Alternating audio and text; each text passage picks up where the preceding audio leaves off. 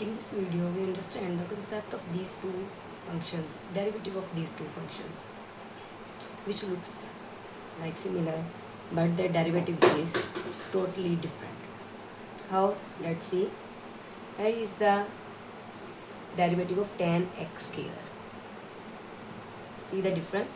Here is the derivative of tan x whole square. Here is square only on its angle, which is x square, not square on tan. Here is the square on both tan and x whole square. So let's see how we take its derivative. इसका सबसे पहले derivative हम लेंगे firstly tan का, then हमने इसके angle का derivative लेना है सेकंड नंबर पे. ओके, यहाँ पर हम सबसे पहले इस 2 को ब्रेक करेंगे, मीन्स इस पर पावर रूल लगाएंगे. फर्स्टली इसका डेरिवेटिव लेंगे एंड देन हम डेरिवेटिव लेंगे tan x का, एंड थर्ड हम इसके एंगल तक जाएंगे.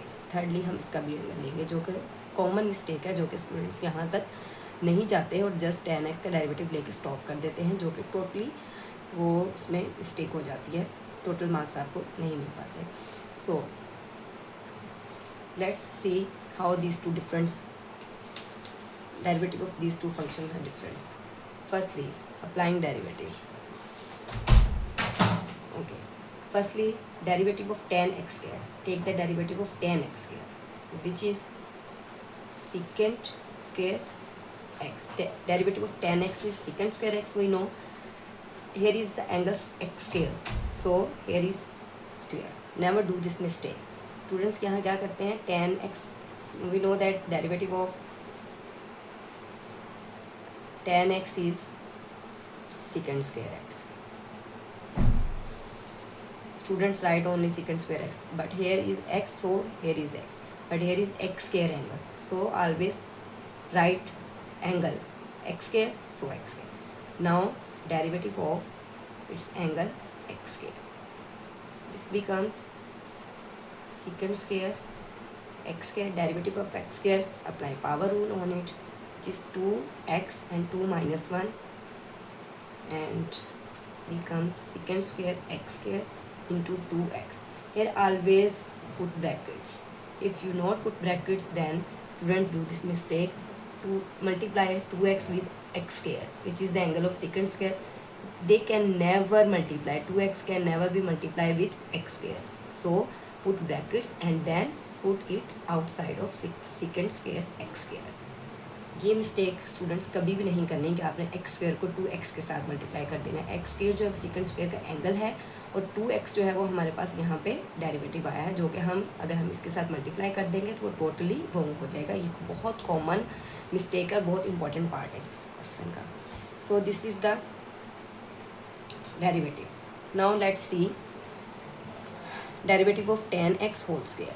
Okay, tan x whole square derivative apply. सबसे पहले हमने स्क्वायर का करना है, जो कि मैंने आपको पहले बताया फर्स्ट सेकंड थर्ड नंबर से.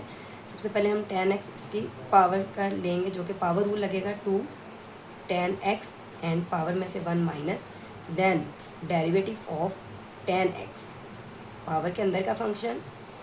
Okay, this becomes tan x 2 minus 1 1, so do not write it. Derivative of tan x is, here is secant square x, and here is also we take the derivative of x. This is the common part. Also this is the here common mistake that do student do not take the derivative of this internal angle. So derivative लेते वक्त बिल्कुल and तक जाना है, जब तक ये and आपका x नहीं आ जाएगा. तो यहाँ पे तो x है, so with respect to x derivative becomes 1. सो यहाँ पे फ़र्क नहीं पड़ेगा अगर आप नहीं भी लेते, लेकिन समटाइम्स जब डिफरेंट फ्रॉम x होगा, जैसा कि इधर x स्क्वायर था तो हमने उसका डेरिवेटिव लेना है जो कि डिफरेंट आएगा. Now this becomes 2 tan x secant square x. This is the derivative of